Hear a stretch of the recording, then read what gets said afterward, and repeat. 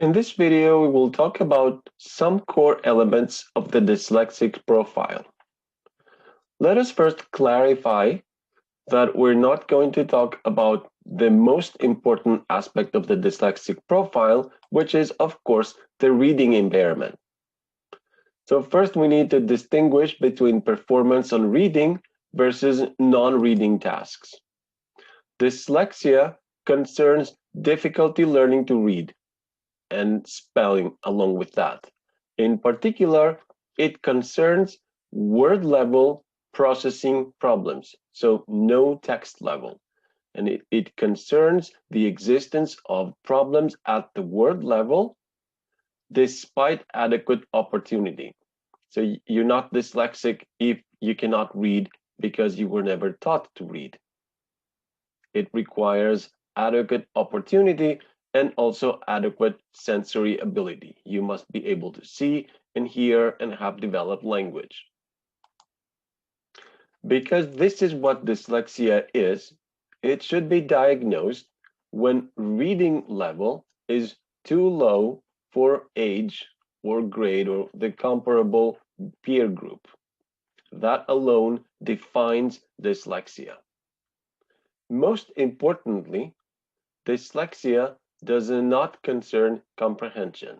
It concerns word level problems, which means that it would be most obvious with decoding, either the accuracy of decoding or the speed and automaticity of decoding, or both.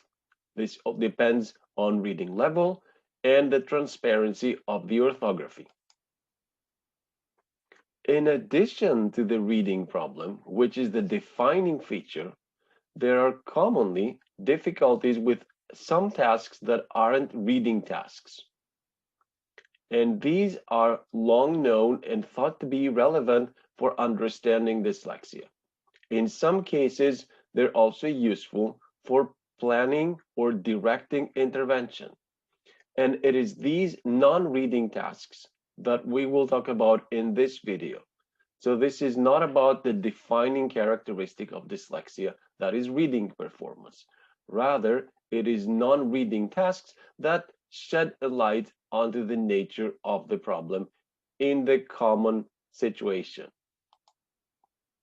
Let us begin with some seminal studies that are now quite old, but are the first to direct our attention to what is now the modern understanding of dyslexia. And a very well-known seminal study from 1987 is this one by Wagner and Torgersen. And it is at that era when researchers had already realized the importance of phonological processing in reading problems. This was developed in the 80s, and at that time it came as a surprise to many because it was previously thought that dyslexia has to do with visual problems, so it was a seeing problem. However, researchers identified important problems in some elements that are related to language, importantly phonological, so having to do with the sounds and the sound structure of the language and how children could become aware of these.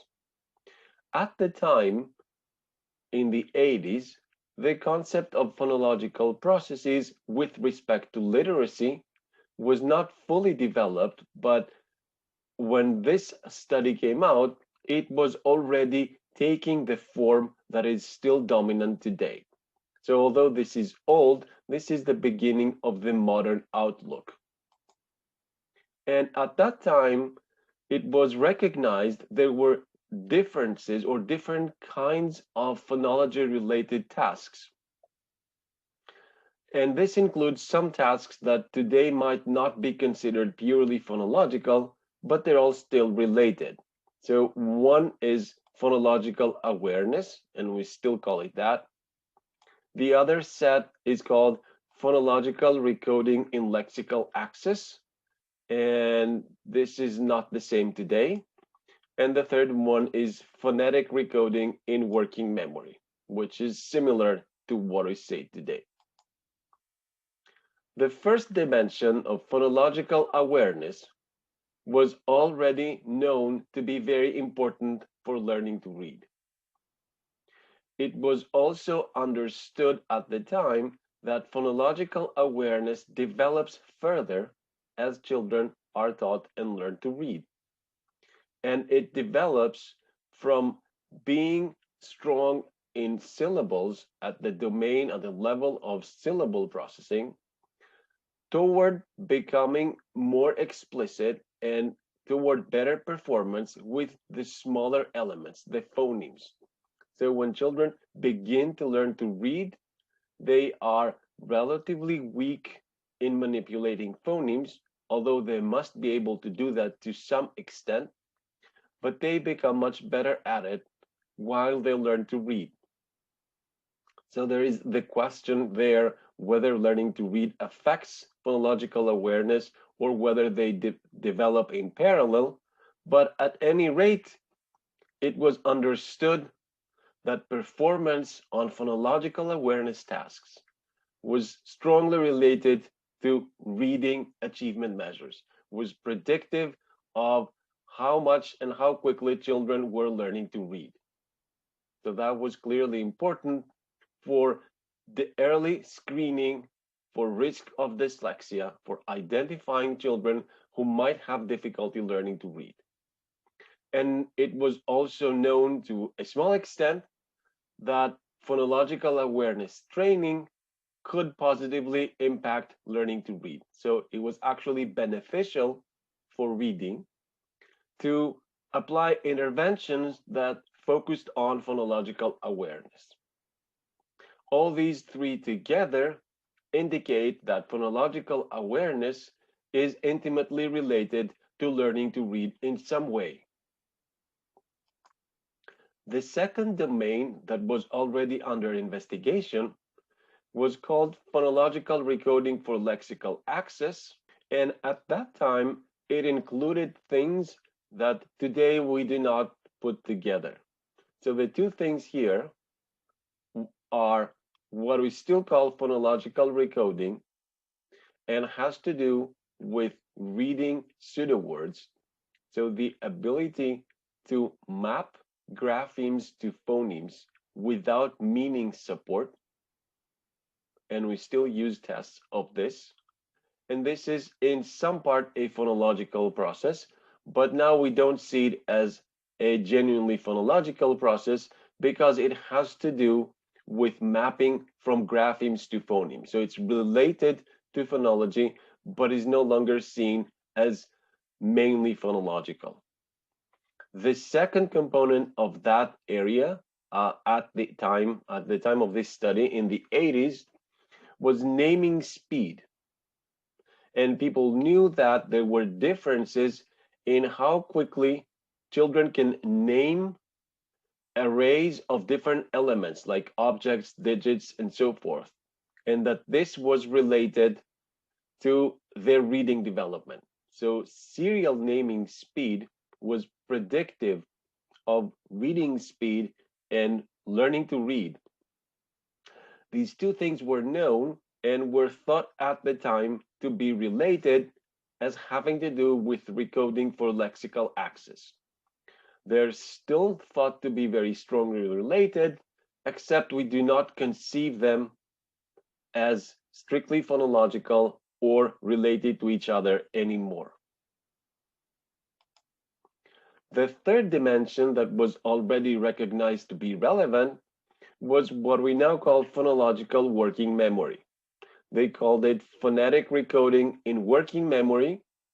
And the point is, it was already known that good and poor readers differ in some memory span tasks. So tasks that require them to hold some phonological information in memory and then report it back either in the same way as it was perceived or after some manipulation. For example, like in the backward digit span, where a sequence of orally presented numbers had to be reported back in the reverse order. And so people had already identified differences in the efficiency of performing these tasks attributed to differences in the efficiency of phonetic decoding in working memory between children with no reading difficulty and children with reading difficulty. And it was already known in the 80s that the degree to which performance in these verbal memory tasks and reading are related is independent of general intellectual ability.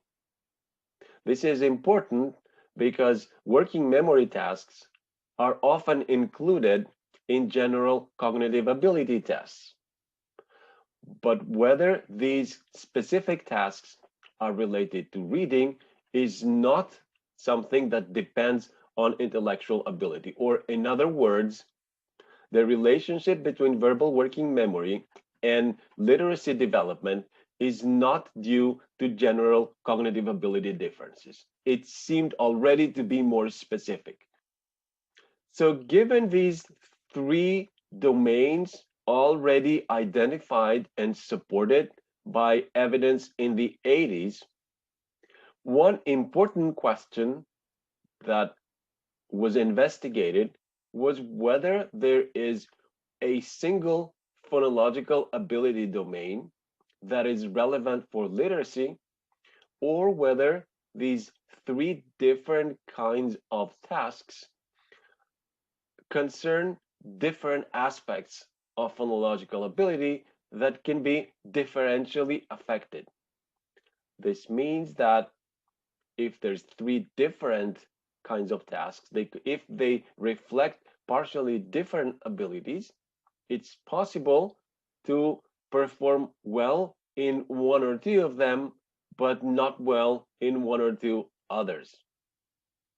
In other words, performance in the three domains would not be expected to be equally good or bad if they are reflections of three different kinds of abilities, but it would be expected to go up and down in all of them together if the three domains reflect a single latent phonological ability.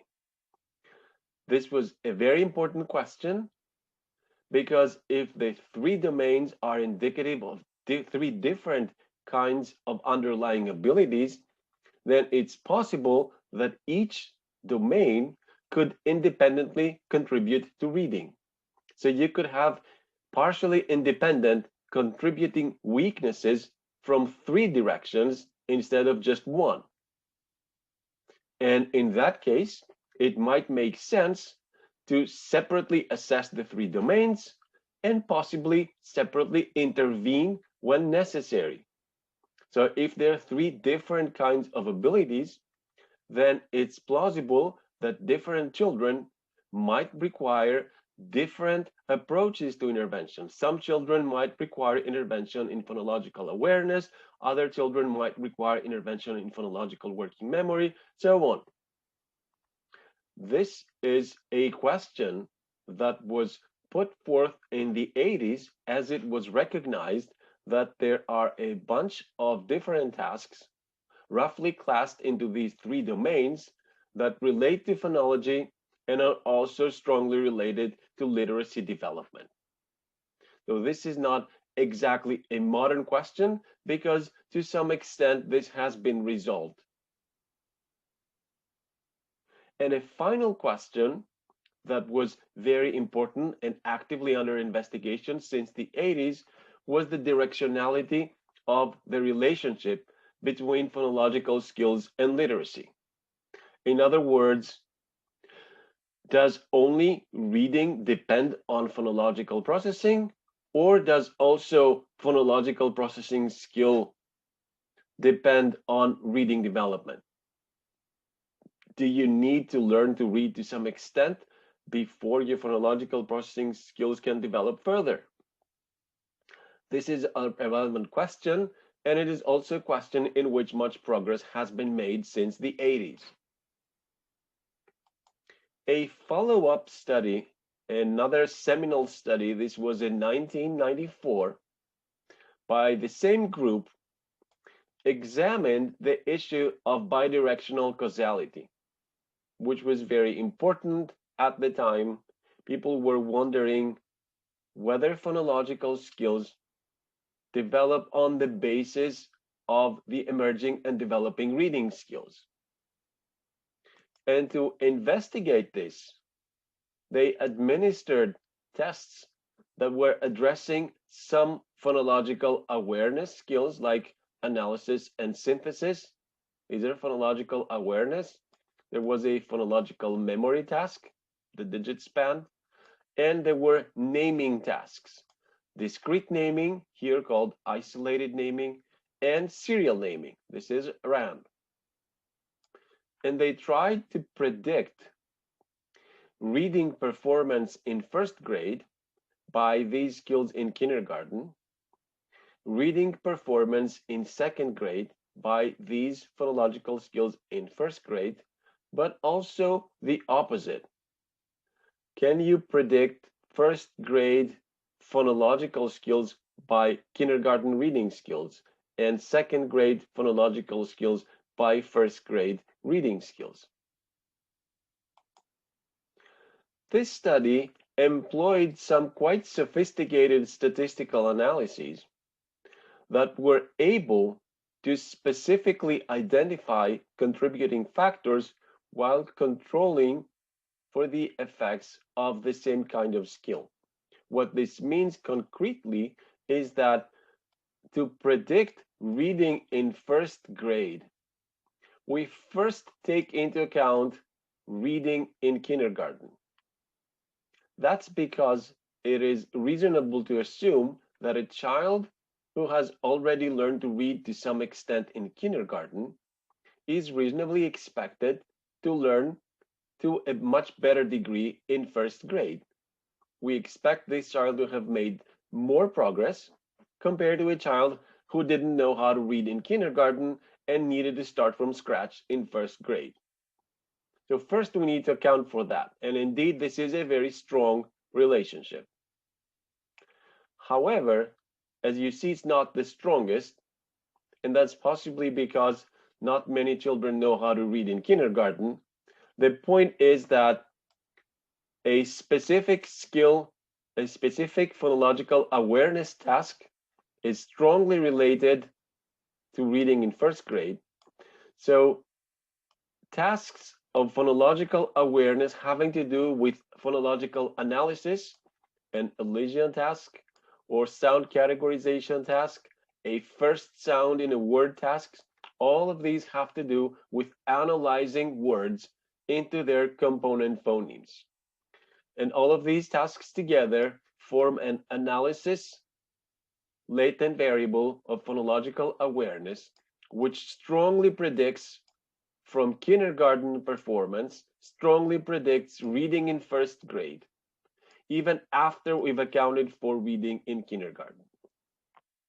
That was very important, and that was confirming what people already knew using a much stronger, much more sophisticated statistical analysis procedure that used multiple tasks for each domain of skill and also used the reading control.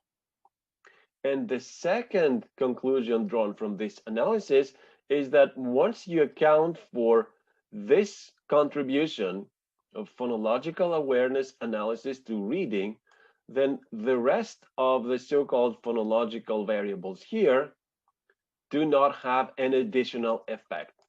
Now, this is not because they're not related to reading in first grade. We know they're related. The correlation analysis shows that all of these are related to reading. But once you have accounted for the effect from this one, they are not needed, which means that their contributions are redundant. They're overlapping to a large extent. That means that the reason that analysis in phonological awareness predicts reading in first grade is the same as the reason that synthesis in kindergarten predicts reading in first grade, that memory in kindergarten predicts reading in first grade, and naming in kindergarten predicts reading in first grade. A similar but not identical result was found in predicting from first through second grade. So what predicts second grade reading after you've accounted for first grade reading? Most of second grade reading is predicted by first grade reading. However, you can still account for reading development by the synthesis latent variable. This is one based on blending tasks. So in order to predict the early reading development, what is most important is the children's ability to analyze words into phonemes, to focus onto individual phonemes in the words. If they can't do that, they won't learn to read. Once they begin to learn to read, having phonological analysis skills explicitly, then what becomes most important is their ability to blend. Because reading words out loud requires children to blend the phonemes that they produce from their graphophonemic mapping. They know the letters, they produce a phoneme from each letter, and then they have to blend them into words in order to be successful readers. So the weight of the prediction from phonological awareness shifts from analysis tasks to blending tasks. And this concerns the English language. These studies were run in the United States, and this is important for the rate in which things change. So in the English language, which is very opaque, and there are many ambiguous mappings between letters and sounds, these things take longer. So we see differences and we see effects from phonological awareness through several early grades. In most other European languages, which have more transparent orthographies, these effects may be smaller or may last for a shorter period, may play out during first grade for the most part. But still, this is the main pattern. Now, turning on to the directionality question, these researchers did not find a direct prediction of phonological skills from earlier reading skills, and that's mostly, according to their opinion, because most children could not read yet in kindergarten, so there was not much predictive variability there. Plus, the finding that phonological awareness skills were quite stable. So there wasn't that much change to be explained. What does this mean? It means that children who were among the best in phonological awareness tasks in kindergarten tended to be the best also in first grade and also in second grade. There wasn't much shuffling. And the children who tended to have poorest performance in phonological awareness tasks in kindergarten also had poorest performance in these tasks in first and second grade. So phonological awareness skill was quite stable. If there's not much change, then there's not that much you can predict. However, they did find evidence for an influence from learning to read toward the development, the further development of phonological awareness when they used letter knowledge as a predictor, because letter knowledge had a lot more variability in kindergarten. Most kids knew at least some letters, some kids knew very few, other kids knew almost all of them. So there was more variability to predict with, and this provided evidence for the bidirectionality of the development of phonological skills depending on literacy development to some extent. So the main findings from this study in the 90s was that the predictive relations between phonological awareness and other phonological skills in kindergarten and early literacy development were redundant. That means that all of these kinds of tasks predicted reading about the same way, so for essentially the same reasons. And the second finding was that there was evidence for a bidirectional effect, although this was not very extensive, but it was still there. So now we know, and not just because of this study, that literacy development does affect and support further phonological awareness development. But that was the beginning of it. Another seminal paper that you need to be aware of is this one on the so-called double deficit hypothesis. This came out in the end of the 90s, and it summarized evidence that was accumulating by the time concerning the relationship of serial naming tasks, our well-known RAN tasks, to reading development. RAN tasks have been very important since it was realized that they are predictive of reading because they have many common elements with reading. So you have to see something and you have to pronounce a phonological form that is related to it. However, they are not reading tasks,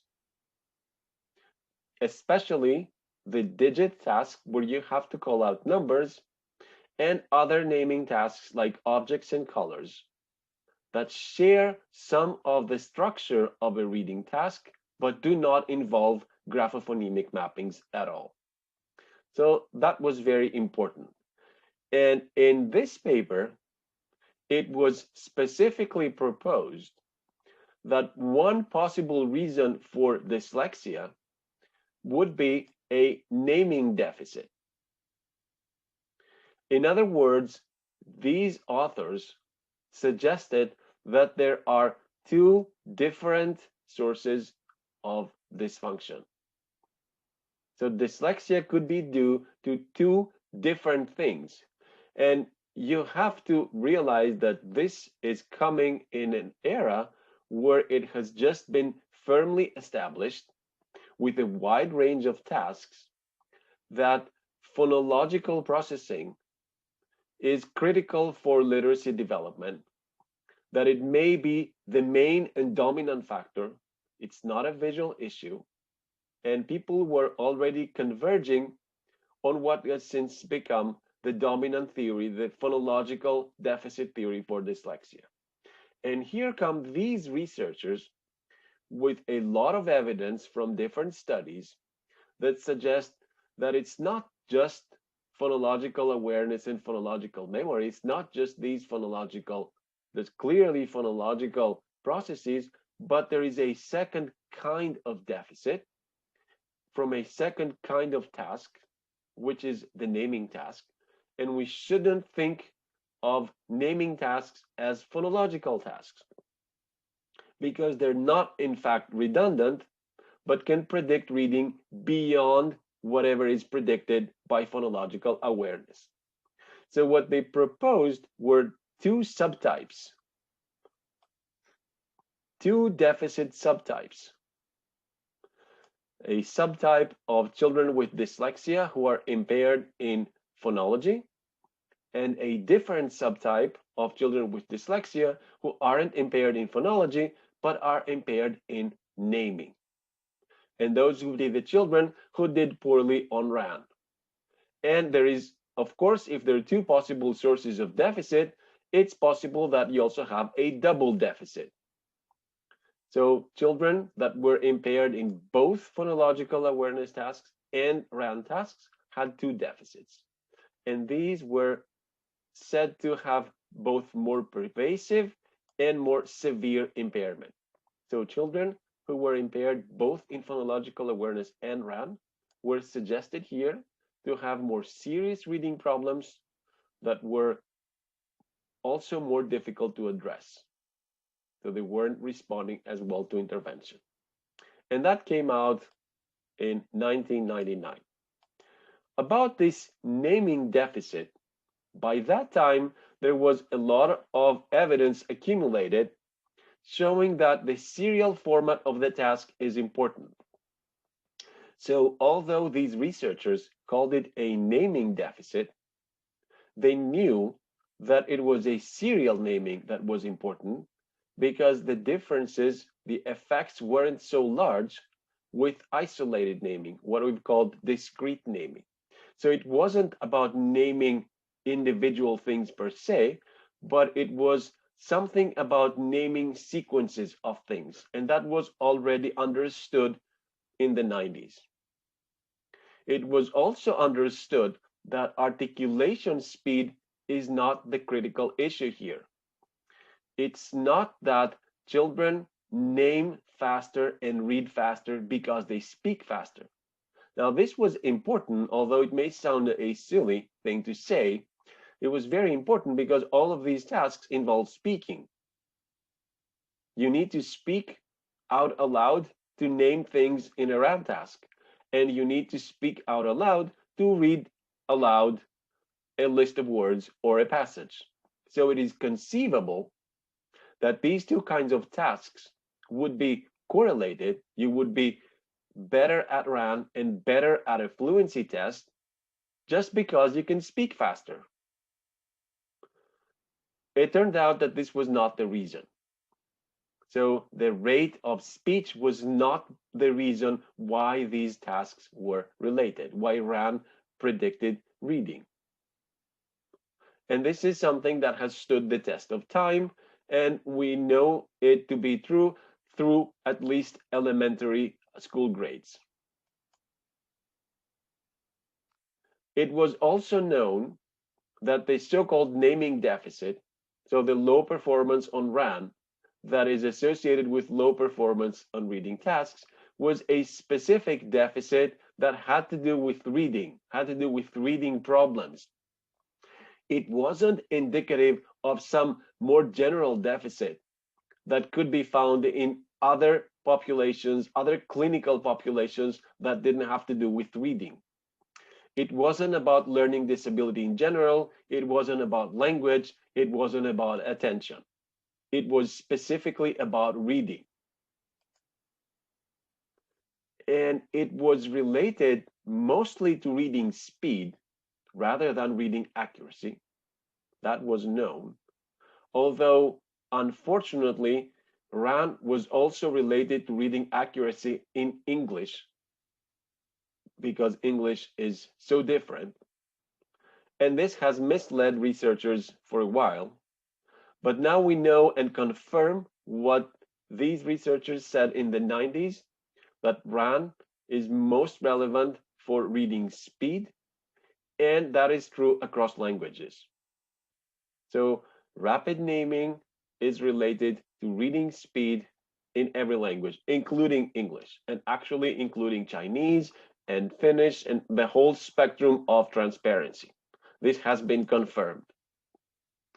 And that the contribution of the so-called naming deficit to reading is independent from other possible phonological weaknesses.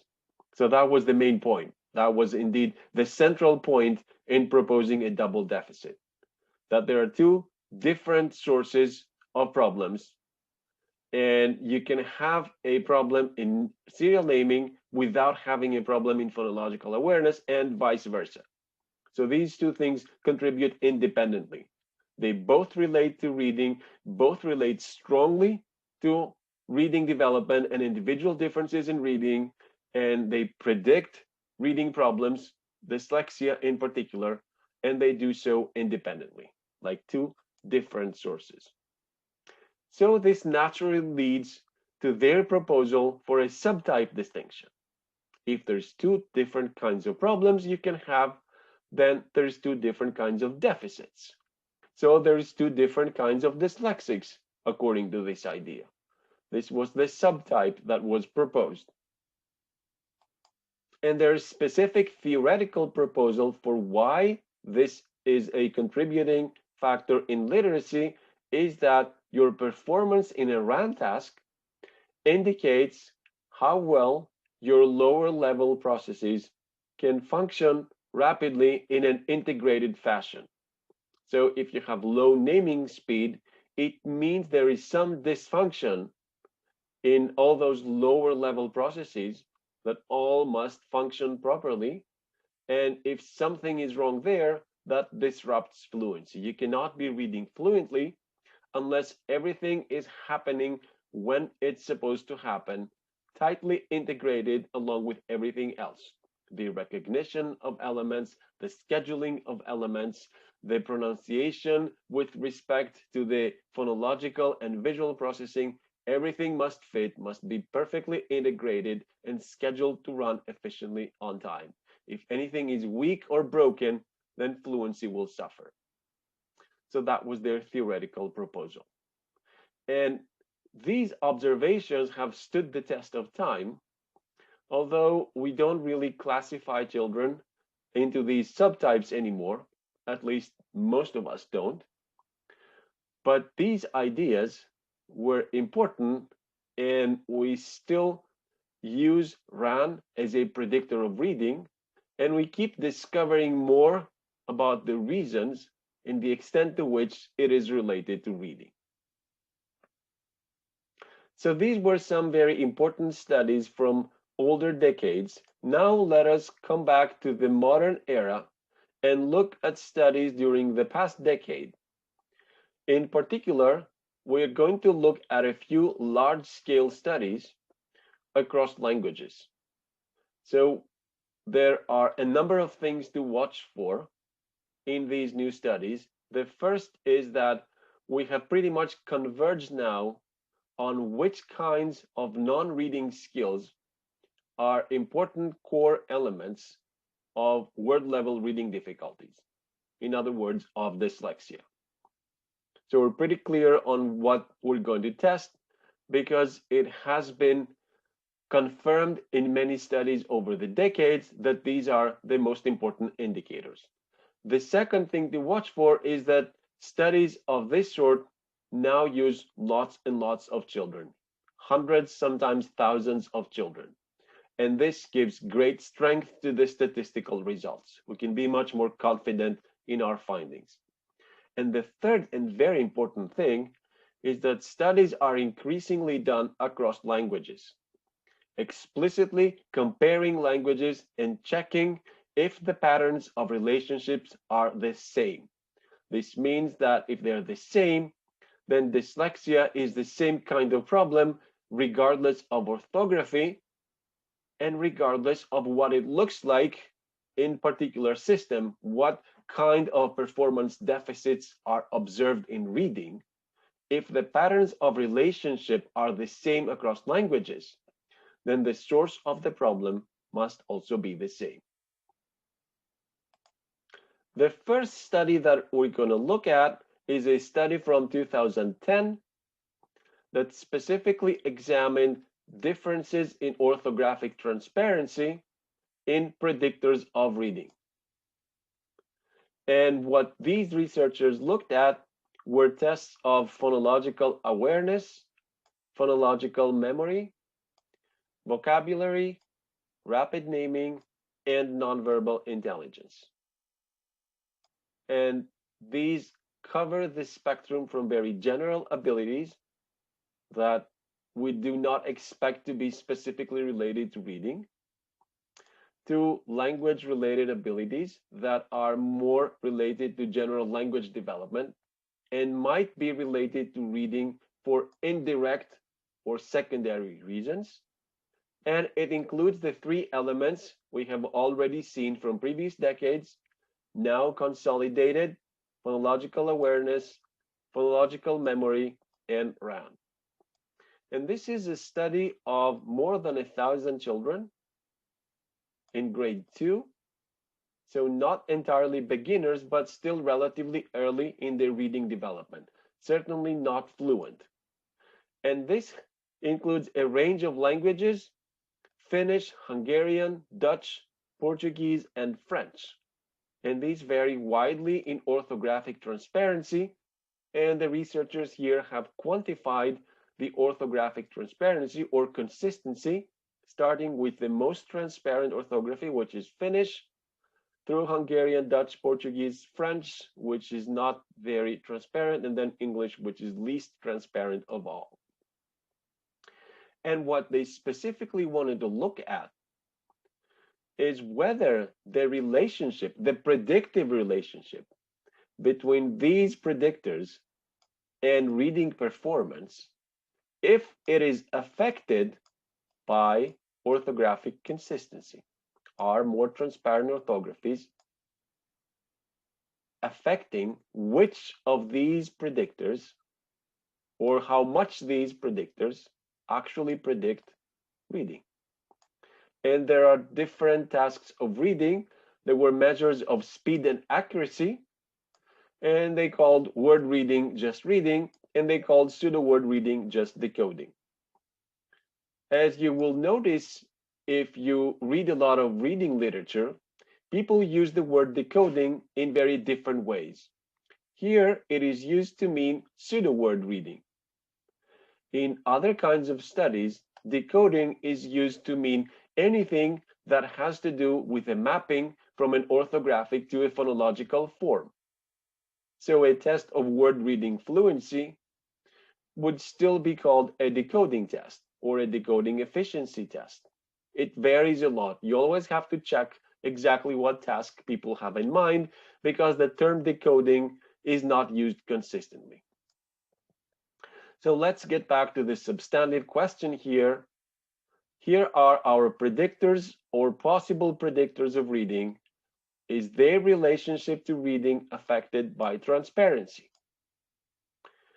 The first thing we can see in the results is that phonological awareness predicts all of these outcomes relatively strongly, both word and non-word reading, both speed and accuracy. Whereas RAN only predicts word reading speed, which makes a lot of sense because this is only second grade. And there is also some prediction from vocabulary as an index of general language skill, which is still related to reading, not to pseudo word reading speed, but still related to the rest at this early stage, where everything is more strongly interrelated. And as it turned out, differences in orthographic consistency do affect these relationships, and most obviously and strongly, they affect phonological awareness. They affect how much phonological awareness predicts reading. And the direction of the effect is such that phonological awareness is a stronger predictor of reading in the less transparent orthographies. So it's stronger in English than in Finnish, for example.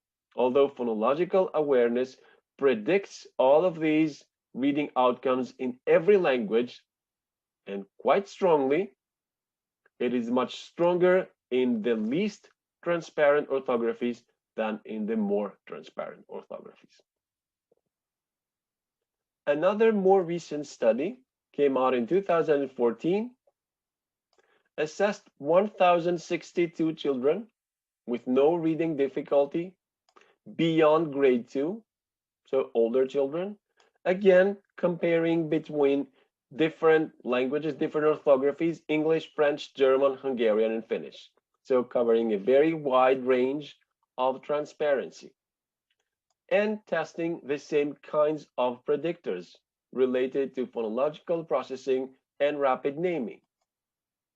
And what came out of this study was that phonological awareness is a strong predictor primarily of reading accuracy here and also of reading speed. And RAN is a very strong predictor of reading speed. Now, these children were a bit older, so this makes a lot of sense. Very strong predictor. And phonological memory was also a significant predictor. And there were small effects of orthographic transparency that again indicated stronger predictive relationship for the least transparent orthographies. So the main findings of this study were that the predictive patterns from phonological awareness, phonological memory, and RAN were similar across languages. They hold across the range of orthographic transparency. The overall prediction is stronger in English, the least transparent language. So again, replicating previous findings. RAN is very strongly related to reading speed. This has also been replicated again and again. But in English, it's also related to accuracy.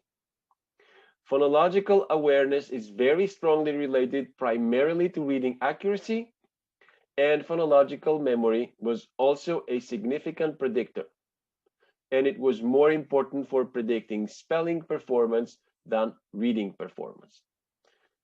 Also, keep in mind that phonological awareness is very strongly predictive of spelling performance. So this here is relative. It doesn't mean that phonological memory is the most important one for spelling. What it says here is that phonological memory is more relevant for spelling than for reading, but it's still a much weaker predictor for either spelling or reading than phonological awareness. One final paper in this kind of study that we're going to look at is one that came out in 2013, and this one actually looks at dyslexia. So these previous large-scale studies examine prediction of reading skill across the spectrum. Examine the prediction of whether someone will be an average, below average, or very good reader. But here, we're going to look at prediction of dyslexia. So the sample here includes more than 1,000 children diagnosed with dyslexia and more than 1,000 children that have no reading difficulty, again, from a large range of languages of orthographic transparency: Finnish, Hungarian, German, Dutch, French, and English. And they tested the three main dimensions, namely phoneme deletion as a measure of phonological awareness, because this is the most reliable phonological awareness test across ages. They tested RAN digits as the strongest predictor of reading speed, and digit span as a measure of phonological memory. And what we found is that for languages with high complexity, this means low transparency. So English would be here and French would be here. And we see that these bars for phonological awareness, for RAN, and phonological memory are relatively long. There is a large effect. So we have a very strong prediction, especially from phoneme deletion and also from RAN, of who is and who isn't dyslexic. In languages that are more orthographically transparent, up to low complexity, like Finnish and Hungarian, we still have the same predictors. They're still predictive and statistically reliable, but the strength of prediction is progressively smaller. So this replicates the findings from the studies that didn't specifically look at dyslexia, but looked at a wide range of reading skill, which also found that the relationship between these non-reading predictors and reading is strongest for the least transparent orthographies, and also replicates the finding that the same predictors are significant and valuable in every language. So there is a common non-reading profile of potential impairments that we see across languages, which predicts reading development and in particular predicts difficulty with reading, that is dyslexia. So everything falls together and fits together in many studies with large samples from many languages across the decades. Again, the main findings from this one were that there are standard predictors of dyslexia. We have now converged to that. They exist across languages, and they're stronger in less transparent orthographies. And that may be because the differences there are even larger. So it's possible in an English-speaking country, it's possible to find children in 3rd and 4th grade who can't really decode. This is essentially unheard of in countries with more transparent orthographies. Before you start thinking that every child with dyslexia is impaired in phonological awareness and phonological working memory, let me remind you of something very important. Perhaps the most important thing you need to remember when it comes to dyslexia. That is heterogeneity. Children are different. The only unifying issue in dyslexia is poor performance in reading at the word level. Everything else varies, and even this reading performance varies to a large extent, although children must be impaired in word level reading to be classified as dyslexic. The rest, so the elements of the profile, even in reading related tasks, and much more so in non-reading tasks, is very variable.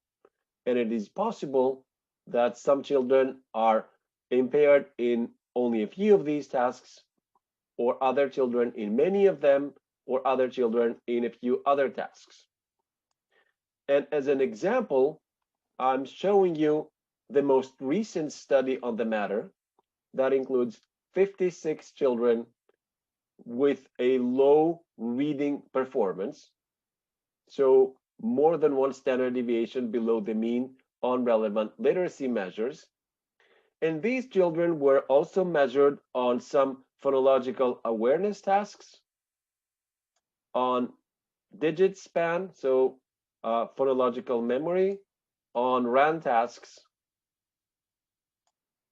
These are our standard predictors. Did all of these children who have a documented reading impairment, do they also have impairments in these three domains in our standard predictors? Well, no. What the researchers found is that 20% of these children, so 11 of 56, did not have a deficit in either phonological awareness, RAN, or phonological memory. They still had a reading difficulty. They were still dyslexic by the standard of defining dyslexia as low reading performance. But they did not have a deficit here. So these children exist, and you should not expect to see a deficit in either of these in order to pronounce that someone has dyslexia or not. There were only 10 children, so 18%, who had an impaired performance in all three domains. And there are these percentages shown here for the other combinations. So 9% of children had a deficit only phonological awareness and not in these two. 16% of children had a deficit only in RAN, and so on. And the heterogeneity goes within the domains. These here are composite scores. So phonological awareness here is a score that includes elision, blending, and isolation, includes scores on 3 tasks. Some of the children that appear to be unimpaired in this composite score, so their total phonological awareness score is not too low, yet they may have low scores in 1 or 2 of these. That's not enough to bring down their total score.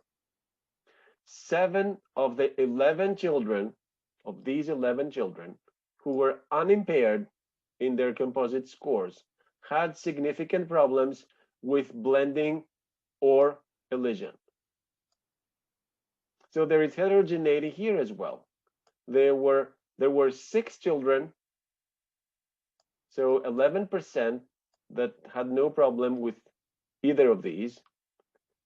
But there were 8 children that had only problem with elision, not with blending or isolation, 2 that had a problem with blending, not elision or isolation, and only 7 who had an impaired performance in all 3 of these phonological awareness tasks. although all three of these are supposed to assess exactly the same dimension. So the word is heterogeneity, heterogeneity, heterogeneity. Different children, different profiles, especially when it comes to non-reading tasks. Let's wrap this up and see how it all fits together. There are a number of non-reading tasks that are useful for predicting reading performance and possibly useful for investigating the cognitive profile of dyslexia. So what is the more general description of a poor reader? Although it is increasingly obvious that there is not one answer to that, because poor readers differ a lot in their cognitive profiles. These three most important non-reading tasks are phonological awareness, rapid serial naming or RAN, and phonological working memory. These are very well established across ages and languages. They are predictive of reading performance and they're predictive of reading problems, both concurrently and longitudinally. So these are standard important predictors and correlates of reading.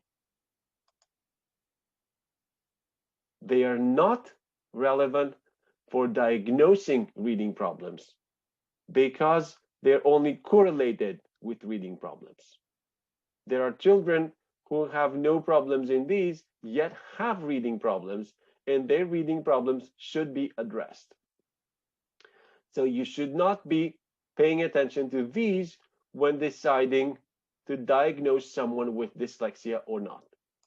You should only be paying attention to their reading performance in relationship to their opportunities for learning to read. That's what defines dyslexia. After you're done diagnosing, assessment of these dimensions may be useful to help direct intervention in conjunction with comprehensive assessment of reading and reading related skills.